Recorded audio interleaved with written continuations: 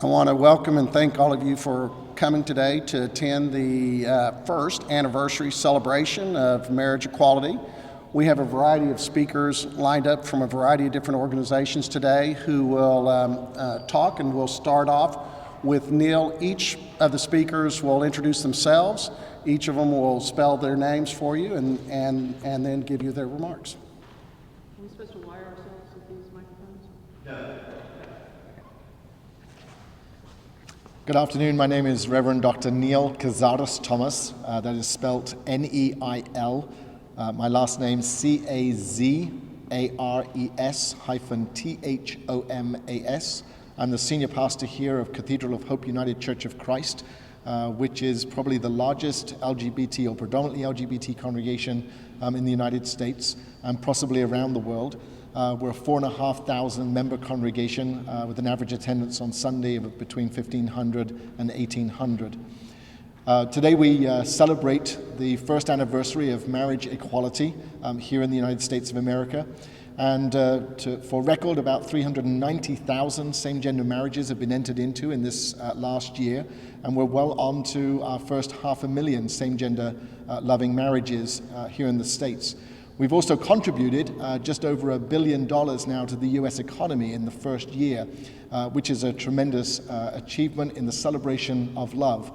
We also know that there have been some backlashes over this last year with regard to marriage equality. And my belief is that whilst the vast majority of U.S. citizens now agree with marriage equality and same-sex marriage, there is still a battle against our community, and specifically right now against our transgender sisters and brothers.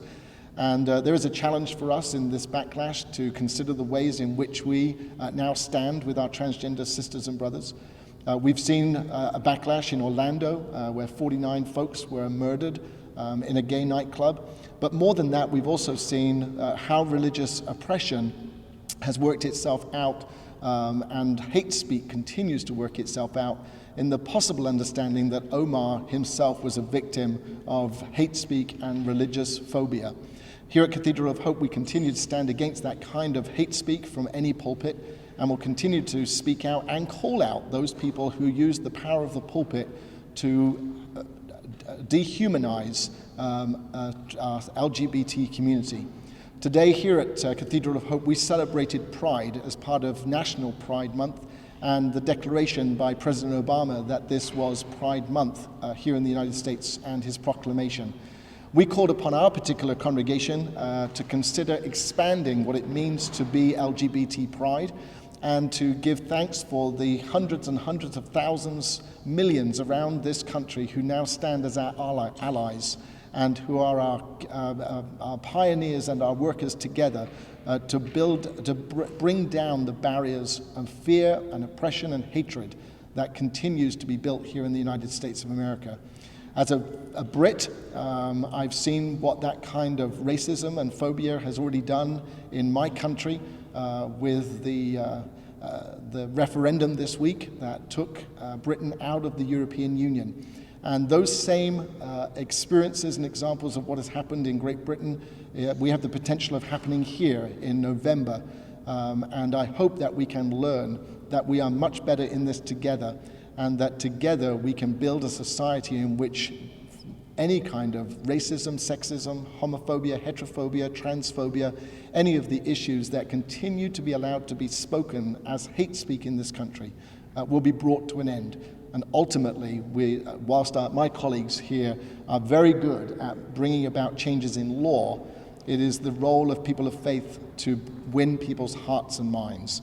And so as a person of faith, my job to stand with my colleagues and give thanks for at least 1 year now of marriage equality, but the fight continues to ensure that we can win people's hearts and minds and ultimately bring about a society where all people are treated equally and fairly. We make this commitment and this promise to ignite love and to ensure that love wins ultimately over all of the hate that we see in our world today, and to bring about a country in which we are proud to be its citizens.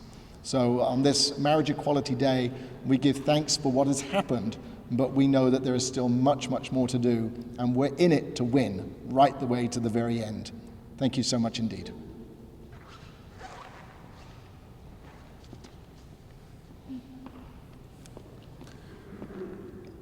Hi, my name is Mark Ferris, P-H-A-R-I-S-S. I'm one of the plaintiffs, along with my husband, in the Texas same-sex marriage case, De Leon v. Texas.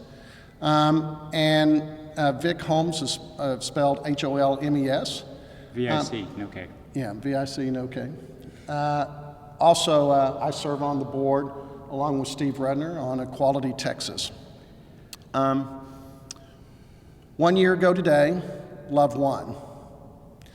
1 year ago, the battle for marriage equality that had waged for 25 years was won. As a result, Vic and I, after 18 years together, finally had the chance to marry last November, to tie the knot, to say I do, and to put a ring on each other's finger in the state we love. However, the war for full LGBT equality, which our community has been working on for over 50 years, continues. In Texas, LGBT Texans are not protected from job discrimination or discrimination in public accommodations. For example, Vic and I have a lake house in Gun Barrel City, Texas. When some individuals found out that we frequented, on Saturdays and Sunday mornings, the Huddle House, and that we were gay, they called the Huddle House and urged them not to serve us. Thankfully, the Huddle House declined those requests, but it would have been perfectly legal in Texas for the Huddle House to have refused us service going forward. Our march for full equality continues. We will ultimately prevail because discrimination, bigotry, and prejudice are not Texas values.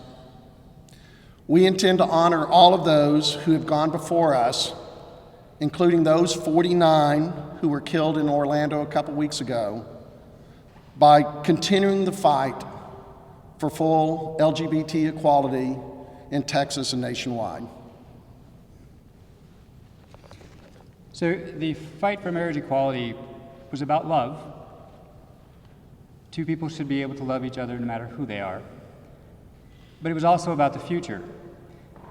And those who lost their lives in Orlando won't have that future. And because of that, now we have to fight for the future for all the rest of us.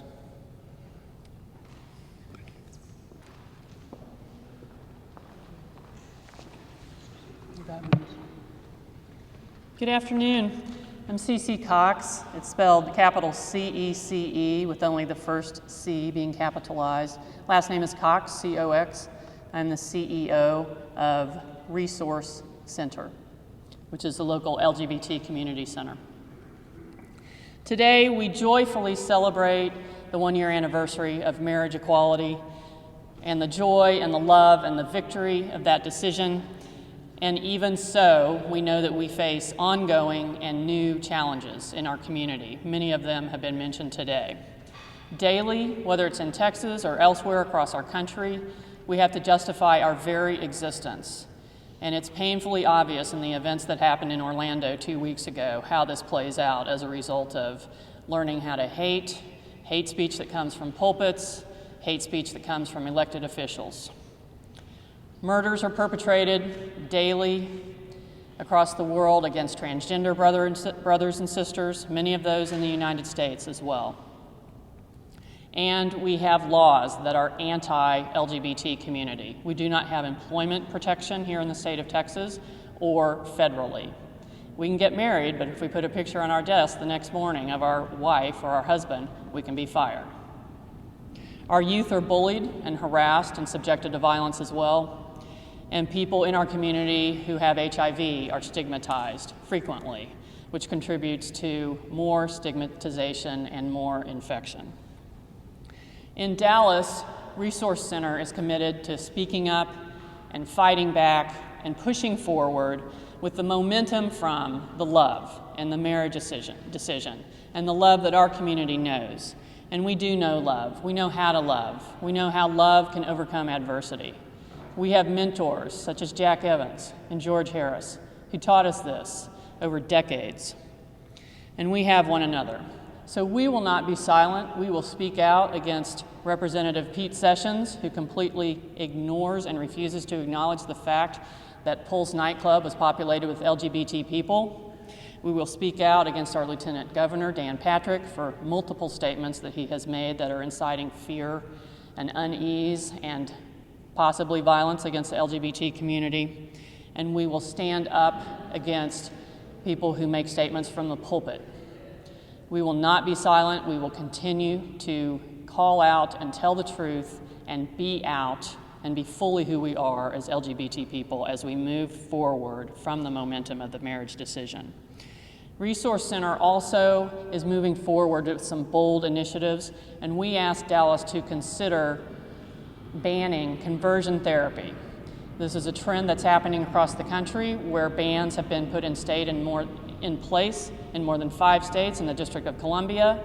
Dallas as a city has very good progressive policies in place, but this is one more thing that can be done, and there's no reason not to do it. And we do that out of love for our youth and for others who should not be subjected to this erroneous and false and damaging type of therapy. So we're glad you're here today. We appreciate the opportunity to speak with you, and love does win.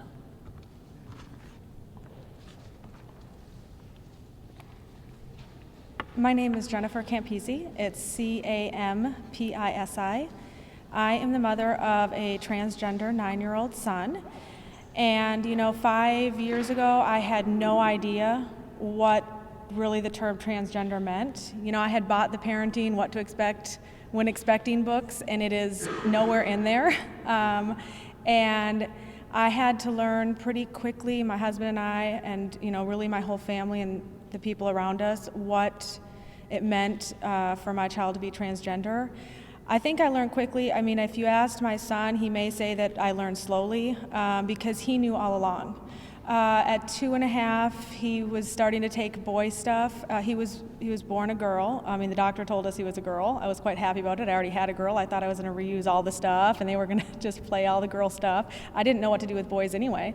So, he started taking stuff from the daycare at 2.5, and we thought, no big deal. Maybe we'll just buy him some boy toys. Maybe, and we kept telling him, you're a girl, but you can play with whatever you want. You're a girl, but you can like soccer, you can like trucks, you can like all the, the boy stuff. And he would come to us and he'd say, can you call me Jake or Adam? And we'd be like, well, no.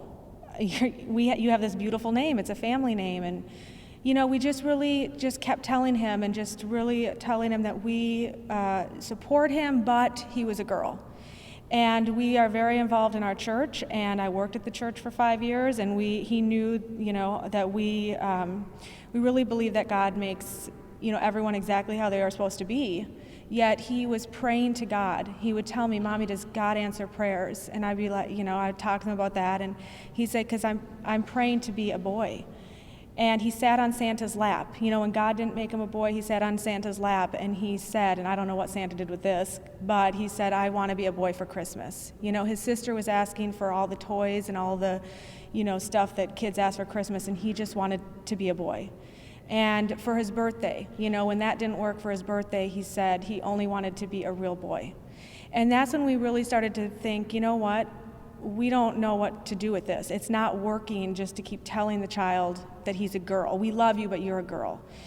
And so we started seeking out, people that actually knew what they were talking about and educating ourselves on it. And, we went to our doctor. He didn't know. He admitted he didn't really know much about it, but he sent us down to people that did in Dallas. And this whole community grew up around us that gave us their experience, strength, and hope. And it has made such a difference in our lives to know that what used to be scary is not scary anymore. My child, he's not here today because he's at a sleepover with his best friend. He's in golf, he's in sports, he's in school with a ton of friends. And I used to get so worried, like, what does this mean for him? But really, it doesn't It doesn't mean to him he is who he is, and he's so happy. And what's scary to me now is not that he's transgender, but that our elected Texas officials, instill this fear and hatred into people's minds. And I just invite them to sit down with parents and educate themselves. It took me doing that to come along, and that's why I'm here, is just to invite people to sit down with the families and people that are going through this journey and listen to their stories, because it was a process for us, and I realize that it's a process for other people, but for our children's sake, we really need more education on it. So that's all I've got.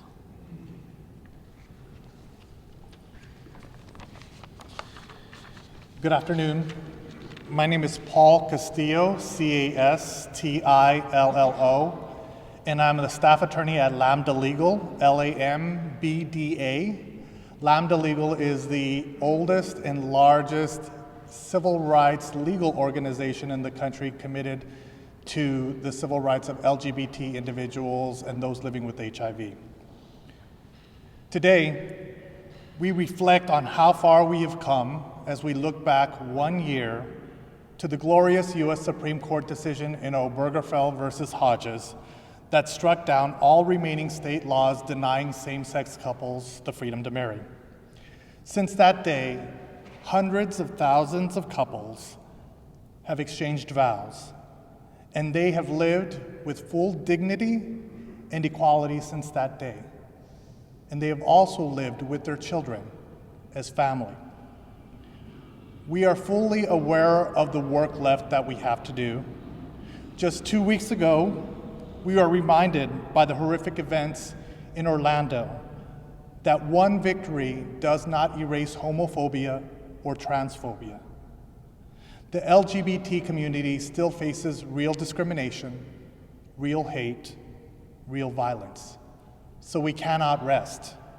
We still need to fight for protections in the workplace, against individuals based on their HIV status, for LGBT youth, and for full equality of transgender people. State legislators continue to try and write discrimination into the law, and one cannot help but connect their insistence on singling LGBT individuals out for discriminatory treatment to the hate and the violence that our community continually faces. On this 1 year anniversary, let us recommit ourselves to the fight for full equality.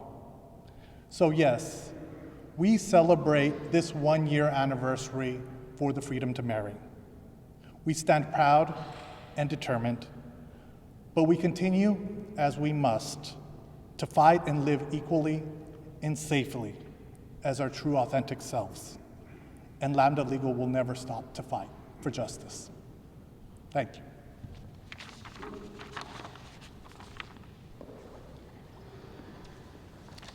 Good afternoon. I'm Steve Rudner, R-U-D-N-E-R. I'm the chairman of the board of Equality Texas.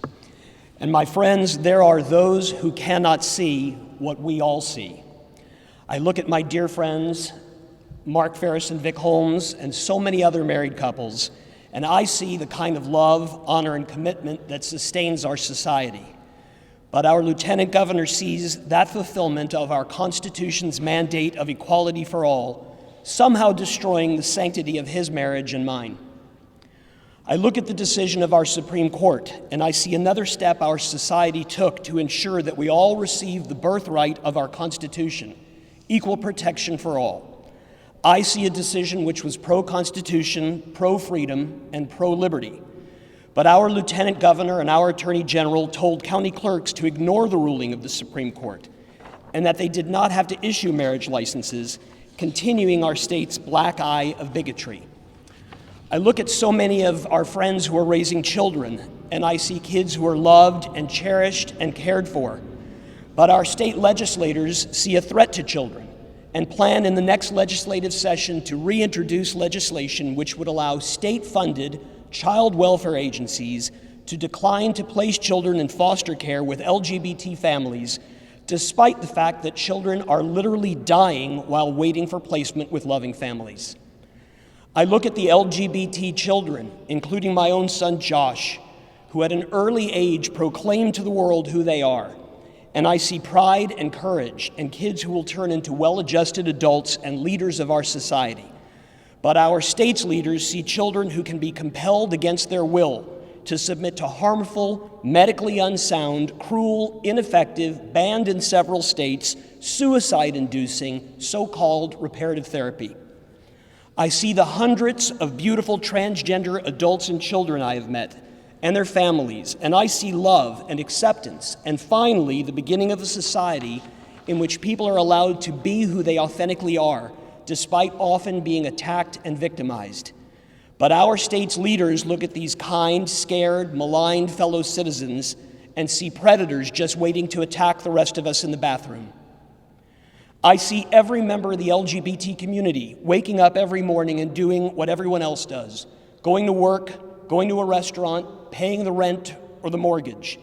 But our state's leaders see a need to keep in place laws which make it legal in most places in this state, fortunately Dallas is not among them, to fire someone just for being a member of the LGBT community, to evict someone for being gay, to refuse to serve someone a meal in a restaurant for being gay or transgender. I come into a beautiful house of worship such as the Cathedral of Hope, and I feel God and His love for all of us, and I remember that He said all of us, including our LGBT brothers and sisters, were created in His image. But our state's leaders see a need to allow people to twist the central message of all religions to say that fulfilling their religious beliefs requires that they must have the right to discriminate. I see a horrific massacre of beautiful members of the LGBT community in Orlando, and our lieutenant governor sees a chance to hurl out-of-context verses of the Bible to argue that those beautiful souls got what they deserved. My friends, our lieutenant governor, our attorney general, and many members of the state legislature do not see what you and I see. They do not see it, they will not see it, they close their eyes to it, and they refuse to see it. And this must not stand.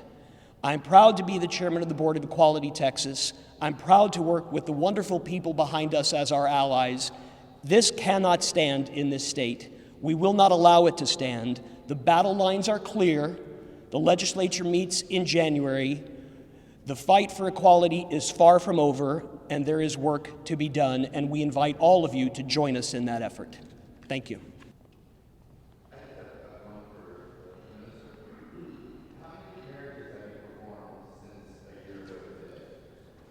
Here in Dallas, we've performed close to 300, I believe. Me personally, about 100 of those personally. What's interesting about those marriages in this first year is that most of these couples have been in relationships 10 years and more. Many of them have been 20, 30 years. And the marriages that we are planning in 2017, usually marriages of couples that have been together less than 10 years, but also want to do something a little bit bigger. And so it's been very interesting here. It's been, I guess, a little bit like a revolving door of marriages.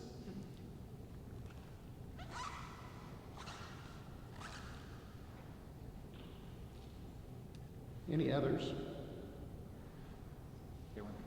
I guess I did one more for the couple. In the years since people found out who you were in the press, what are the positives and negatives that you've experienced in the last year being sort of a face of what's happening here? Thank you. That's a good question.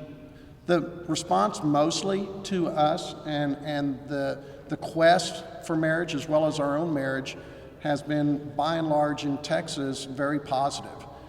We've had strangers come up to us at Barnes & Noble, various restaurants come up and congratulate us and encourage us. So it has been, in general, positive, including the waitresses, by the way, at the Huddle House, who would never think of not serving us. They were so elated, first by us filing the lawsuit and elated by us prevailing and then by us being able to get married. So it's by and large been positive. There have been some negatives. I've lost a good friend as a result. I had some relatives who really have ceased talking to me and declined to attend a wedding, our wedding. So it hasn't been without some negatives, but in general, it's been positive. I mean, we really can't complain. Yeah, by and large, I think the most positive thing that's come out of this has been that there's this huge positive upwelling of support. And it's difficult to do this, to go and do whatever. But in the process of going and doing all these different things, the thing that really gets us through it is the fact that there is so many people out there, there's so much support for what we're doing that it helps to drown out all those negative voices, because those negative voices can be quite loud unless there's a lot of positive people to drown them out. Yeah, what we learned from our experience really is that those Texas politicians who are opposed to same-sex marriage and opposed to equality for LGBT Texans really don't know true Texans.